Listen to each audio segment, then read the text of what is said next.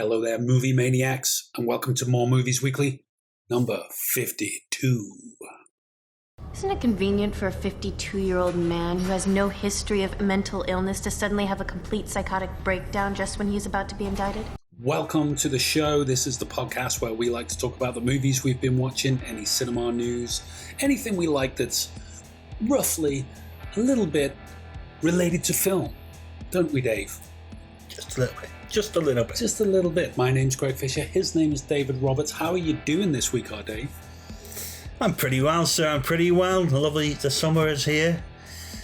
Films are out. It's all grand. It's all gravy. It really is, isn't it? All you got to do is make it out of here. It's all gravy. This week we are talking about The Northman. So, The Northman 2022, directed by Robert Eggers. It stars Alexander Skarsgård, Anya Taylor-Joy, Willem Dafoe, Nicole Kidman, Stellan Skarsgård's even in there somewhere. It's a story about Vikings. Oh, I nearly forgot to say Ethan Hawke. Ethan Hawke's in there too. So basically, this is one of those Viking stories where it's like there's a young heir to the throne. His dad gets offed by the uncle, and then he goes into exile.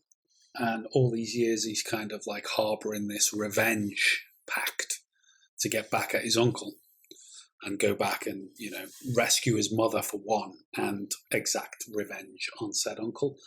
We did react to the trailer for this a month or two ago. Quite excited at the time by it as well, because we have enjoyed Robert Eggers' movies thus far, notably The Witch and The Lighthouse, two of his major releases there. Both great films. So I, for one, was quite excited to see him do something a little bit different again. And like I say, we watched the trailer. It was like, oh, this looks pretty good. Looks pretty okay. And there we go. Now we have watched it. So what did you think? What did you think of this? Yeah. I mean, as you say, it is like classic mythology. So kind of where it's going. Generally speaking, it's a good film. It's not a bad film at all. I guess it just is a film that didn't meet the expectation of what I thought it was going to be. Mm-hmm. It's got plenty of action and it looks very pretty. It's great performances from the cast, and it's got a great cast in there. It is, everyone and his brother is in it. Yeah. But there was something and it's hard to place a finger on exactly what, but there is something missing about it, I think. Because compared to his previous films that had so much soul and depth, and I didn't get that here. There's very enjoyable elements, and as a total piece, you can enjoy it, and it's fine.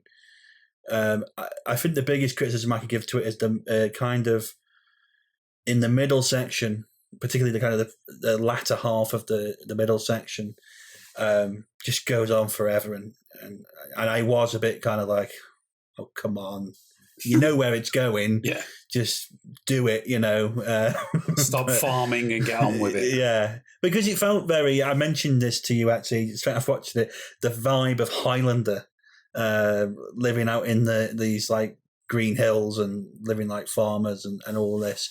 And it was just a bit kind of like, what's going on? Like, come on, just the exciting bit happens at the beginning, and then you just got this for ages, and you're just like, it's not really what I signed up for. The Icelander. Yeah, the Icelander, yeah. I don't believe you took any trip at all to Iceland or Greenland or anywhere. He's kind of grown up fast and become this super yoked, super hard Alexander Skarsgård from being this sort of, little skinny lad. Yeah. So that happens kind of quickly. There's not even any Rocky training montages where he's picking up logs. And he could have done with a bit of that, maybe, being trained by some Viking guy. But you got Willem Dafoe in there as this kind of like a crazy soothsayer type, isn't he? And he plays those kind of roles really well. Obviously, he was in The Lighthouse, which Robert Eggers did last, and he was a kind of a crazy character in that. So you're in good hands with Willem Dafoe there. But yeah, he grows up. He becomes part of this other tribe, and they they attack this fort, right? I don't know if it's a town or what. It looks like a fort to me, but it's like this little dwelling, and these Vikings attack it. But it was at this scene, which is quite early on, that the film started to fall apart for me, because there were certain elements of it. This is what they sold the movie on with the trailer, of all this action going on, like axe wielding, blood slashing, hacking action going on with these Vikings. But I found that scene, personally, in particular, a little bit unrealistic.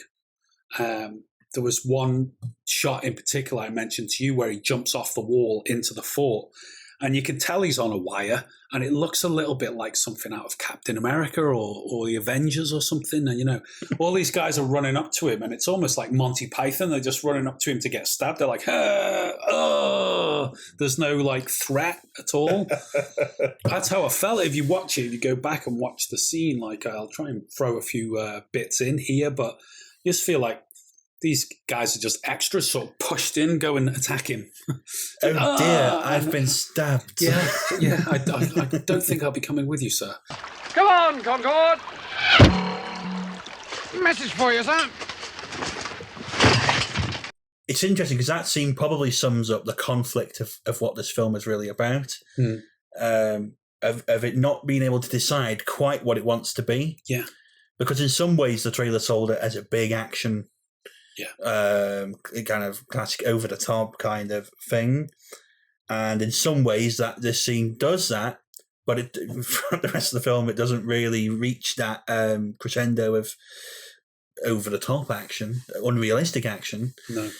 But also at the end of that scene, there's obviously a very dark moment, which is far more realistic, where they obviously trap some of the villagers in a house and set it on fire. Yeah. Which is obviously, even made me go, oh, bloody hell, even me. It's quite a dark image, and something far more realistic. This is what they did. I know you haven't seen it yet, but it's like taken straight out of Come and See. Yes, still need to watch that film. But without that emotional impact, because it's kind of like... but it certainly evokes Nazi-esque kind of imagery. I think just watching it, and that's what burning people in a barn will do to you. That's it. But it certainly conflicts with what's just literally happened on the screen prior to it. Yeah. In terms of what are you going for? Yeah. Are you going for Captain America? Yeah. And over the top action, or are you going for some serious, personal, meaningful story? Yeah. Yeah, and that's why I say at that scene I started to think, yes, it will appeal to fans of, the Conan films or something, where you're going to have a good battle and you're going to see lots of action. But I kind of expect a bit more from Robert Eggers, to be honest with you. Kind of expect, like you say, and there are those elements in it. And I think you said it best, is it can't decide what it wants to be. It doesn't go fully down that route of something like The Lighthouse, where you're completely in a singular film where you think, whoa, I got to watch that again and decide what it's all about, etc., etc. It's like it's supposed to be this Viking revenge movie, but it pulls in some quite. I mean, one great scene was with Björk, where she plays the crazy witch, and she has this kind of like a premonition for him. Tells his future or whatever. He won't be able to escape his fate. There's this whole idea of no matter what you do, where you go, who you see, who you kill, who you love, you are not going to be able to escape your fate. Yeah. But by the time we get to the end of the picture and all that stuff has been and gone and been fulfilled, I felt a bit meh. I was disappointed in you for quitting piano. And for a Robert Eggers film, the last two of his I've watched, I've gone, wow. And this one I felt like, meh. Reality is often disappointing. I'm not to say everyone wasn't great in it. They all were. Yeah, I don't think I went meh, but I certainly didn't go wow. And I think that was the telling thing that, I came away from like The Lighthouse, which was my favourite. I came away from that really excited. And with loads of imagery evoked in my mind, and This really didn't do that. It was fine, and there's enjoyable moments, and there is in very specific scenes some spectacular stuff. There's obviously a moment later on, which we won't say too much about, I guess, but because it's near the end and would spoil some stuff. But the scene with Nicole Kidman, which is brilliant, absolutely tremendous, amazing. But great acting from her in it. She was the standout, really, wasn't she? And for that scene in particular, but around it, the stuff around it is what the glue wasn't there. It didn't. No, and I never really got attached to that character as well. No, of Amleth, I never felt like connected with him and thought, I want revenge for this too and stuff, and because 1 minute he's this young lad and he's having all his world taken away from him and his father murdered and his mother being kidnapped, and he has to, like I say, hit the high seas and escape for fear of his own life. And the next thing, he's just this huge marauding savage killer himself. So there's a lot missing there in between that, you don't have any connection with him or for him. And I think that's probably because at the beginning that happens too quick. So you just don't give a shit. It's like, okay. So this is all just like whatever to you. Yeah, it didn't quite work for me, unfortunately, because I was looking forward to this one. But like you said, it's a fine film. Some people are going to watch it and enjoy it. And it's not the worst thing I've ever seen, but I was hoping for more. Yeah, I think that's exactly it. It's the expectation that it did not meet, unfortunately. But no. Otherwise, pleasant enough. Pleasant enough. Okay, so Dave, here we are at the start of the summer, as you mentioned from the outset. We've just had Cannes Film Festival, so we've seen things like Top Gun Maverick have its premiere. The new Cronenberg movies had a premiere. The big summer movies are upon us, but not all of them have been released yet, so I thought we'd have a look at what's coming over the next couple of months, the rest of June, July, and into September. Just handpick a few selections of stuff we are probably looking forward to one way or another. Sound good to you? Sounds good to me. I knew you'd say that. So obviously Elvis is due to come out soon. That did have its premiere in Cannes as well. A lot of anticipation for this movie. As we found out when we did our reaction to the trailer, that was a video for us that got more views than we usually get. So that is one indicator for a start that people are very, very excited about this film. We both enjoyed the trailer as well. So that is inbound in the next couple of weeks. I think that is definitely a big screen viewing, don't you? I do. It looks very, very good. Very excited for it. Probably the big hit of the summer, I'd say. I think so. It would have to be incredibly boring or ill-paced itself to be a flop. I think it's going to be a smash movie. We've also got Thor: Love and Thunder. We reacted to the initial sneak peek preview trailer a month or two ago. There's been another one dropped since. That's due out in July. Looks like a lot of fun. It does. It looks like a lot of fun even to someone who's not a Marvel fan like me. Mm-hmm. Interesting to see in the new trailer that Christian Bale has arrived as Casper the Friendly Ghost. But it looks like a lot of fun. So good soundtrack. Nice to see Christian Bale in a sort of role of an antagonist again. I think he's good as a bad guy. I love Christian Bale, and stuff like American Psycho and stuff is just fantastic. So it's great to see him do something where he can again get his teeth stuck into it. Yeah, we've also got Nope coming up from Jordan Peele. Don't know a lot about this movie. I know Daniel Kaluuya's in it, Keke Palmer, Stephen Ewan. It looks interesting. I like Jordan Peele as a filmmaker. We've mentioned this a few times in the last month or two. I kind of like the fact I don't know too much about it. Happy to just dive in and see what's in store with that one. Yeah, I think so as well. I'm kind of like, I saw that first trailer they put out, but I'm kind of like now, I'd say I won't watch, if they do put another trailer out, I won't watch it. I think I'll just go and see what he's got. Knowing what we had with, Get Out, which was an excellent film. I I don't think it was as great as people made it better than it was, but it was a very good film, a very interesting film with good twists, and I like, as you say, Jordan Peele. So, let's see what he comes up with and go in blind. I think is probably a better approach for his style. Yeah. Also wanted to mention to you about this new film that's coming up. It's Netflix only. It's the Russo brothers. It's called The Grey Man. It stars Ryan Gosling and Chris Evans, of course, who's famous for playing Captain America. As far as action movies go, I watched the trailer for this and I thought, that looks all right. Yeah, it looked interesting. It's also got Ana de Armas in, of course, who was in No Time to Die.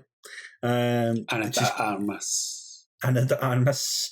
It looks interesting. Obviously, it's kind of the usual tropes of an action movie, but from the trailer, it looked, interesting enough. Gosling's, I like Gosling a bit. Chris Evans is all right. Again, we said about Christian Bale, I kind of like Chris Evans to play these more dastardly characters because Captain America is almost like the, typification of the goody two shoes. And in this, he's playing basically a bit of a Nazi with that tash going on there. You know what I mean? So it's kind of like, I'll watch this. This looks good. I'd like to see Chris Evans get his head rolled over by a tank. Cast in. But secret societies and all that, and kind of CIA and assassins, all great fun. Regé-Jean Page is in it as well. He's very good. So he's great. To get involved in stuff, so why not give it a bash? Netflix is quite good at these kind of things, usually. So that's what I was glad to see as well, that it's like a Netflix exclusive, so that's kind of cool.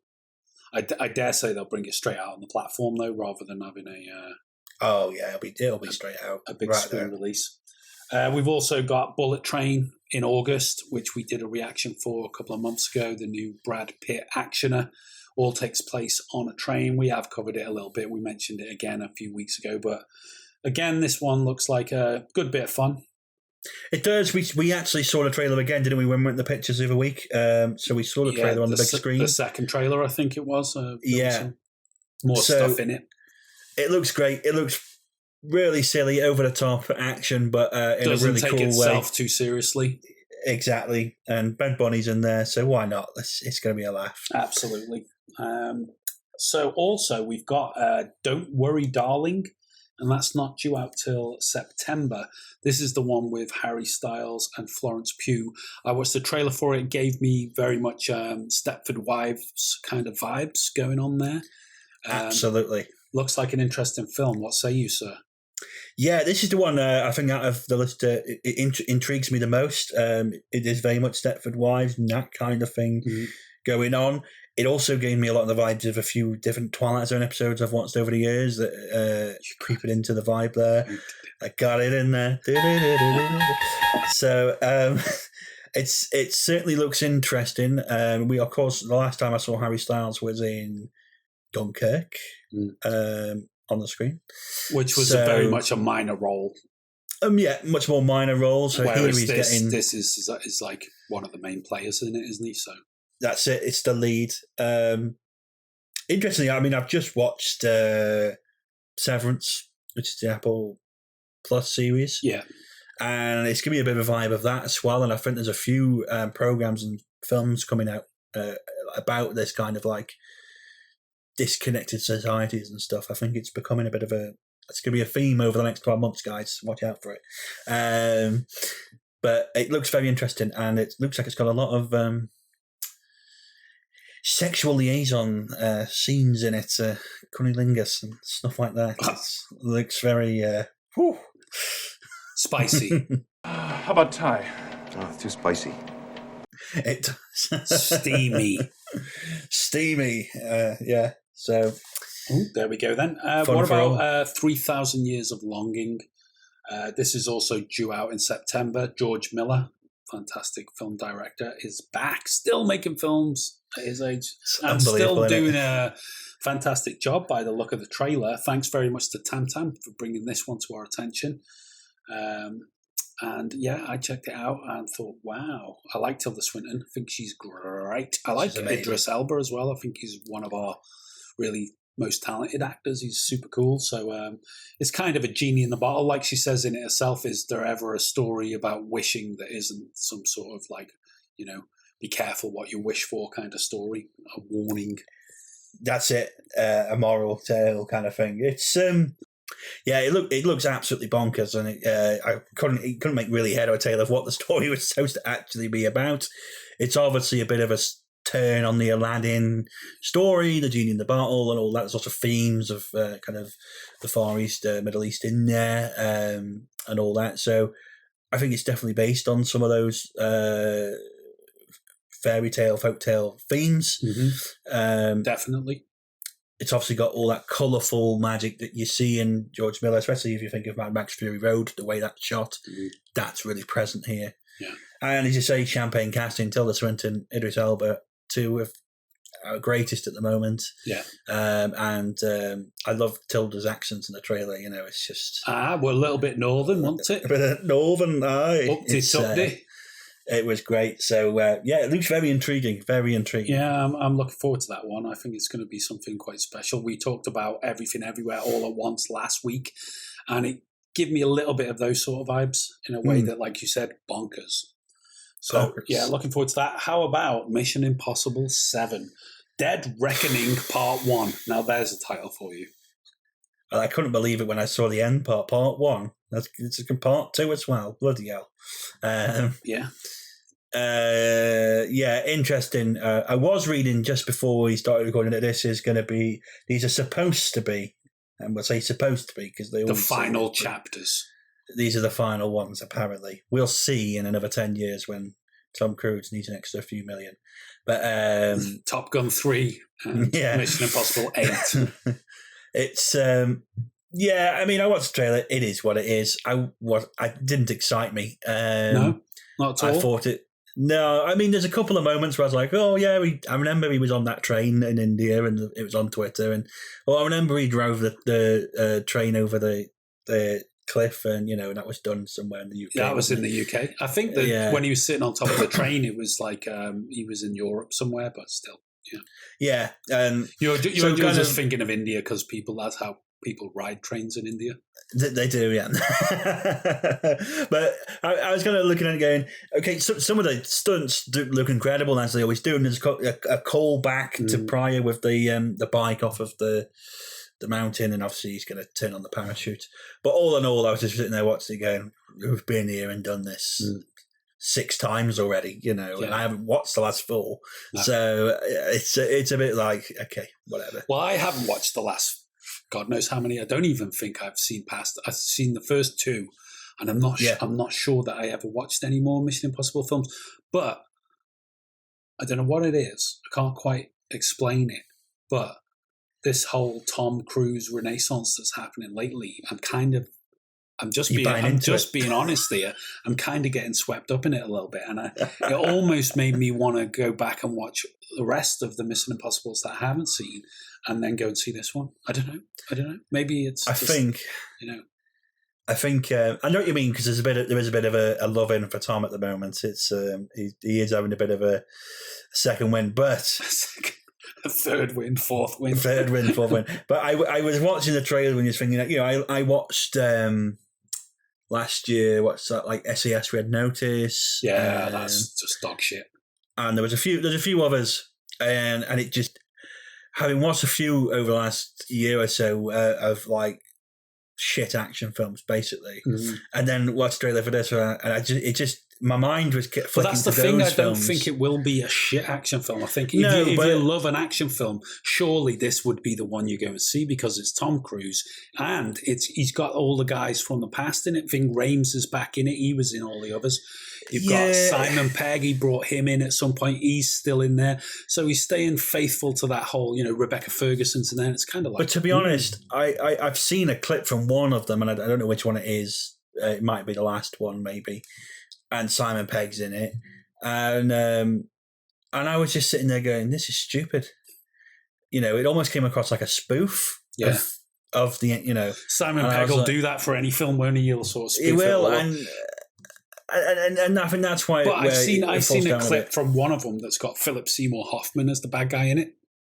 Oh, now that could be interesting. Exactly. And there was this scene between him and Tom, and he's kind of like pressuring, you're going to do it. No, I'm not going to do it. Yeah, you are. You're going to do it, or I'll kill her, or something. And I was watching the scene and I thought, you know what? That doesn't look half bad. And in light of seeing this new one, I might waste my time and go back and see it. I don't think they're going to be like, the greatest films ever made, but just for a bit of fun, I might go to this one. I mean, if you're going to watch Top Gun, and we're both kind of pumped for Top Gun now as well, so it's like, well, may as well see this one. Double bill. Top Gun followed by Mission as well.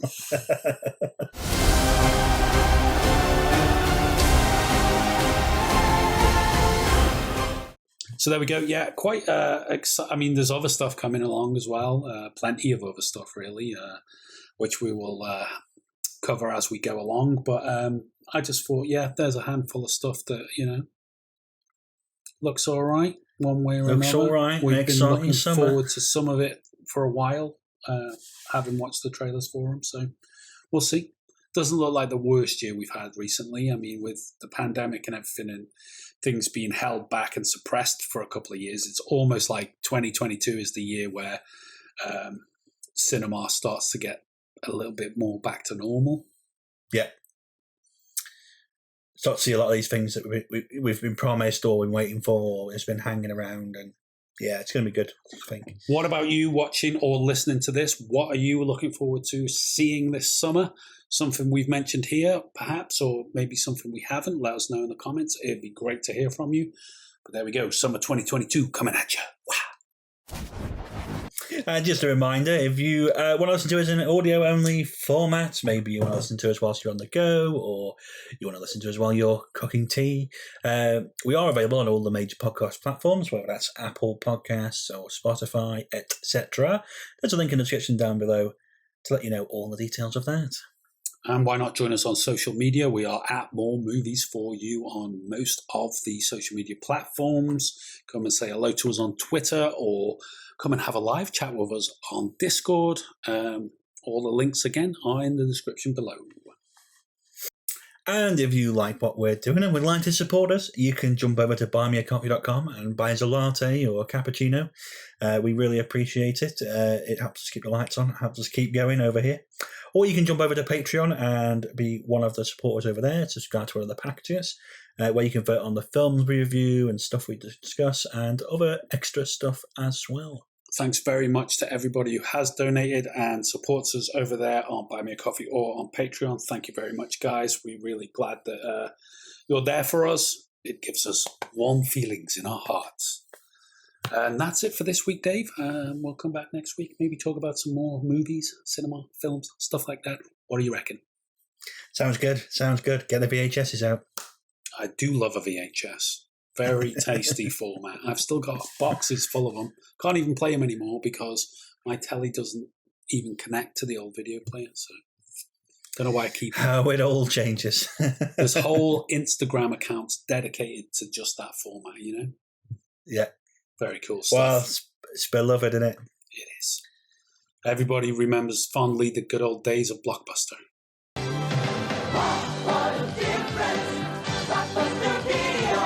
I've never seen 10,000 tapes in one store. Anyway, thanks for joining us. Come back next week for some more movie mayhem. Take care, and until then, keep watching more movies. Well, that's it for this video. Please leave us a comment and let us know what you thought. And don't forget to like, share, and subscribe right here on YouTube. To check out more of our articles and reviews, check out our website, moremovies.co.uk. And why not join us on social media? That's at More Movies For You, across the board. You know the score. And if you'd like to support us, consider buying us a coffee at buymeacoffee.com, or you can become a More Movies patron over on patreon.com. All the links are in the description below. And to check out more of our filmtastic videos, click one of the buttons on screen now.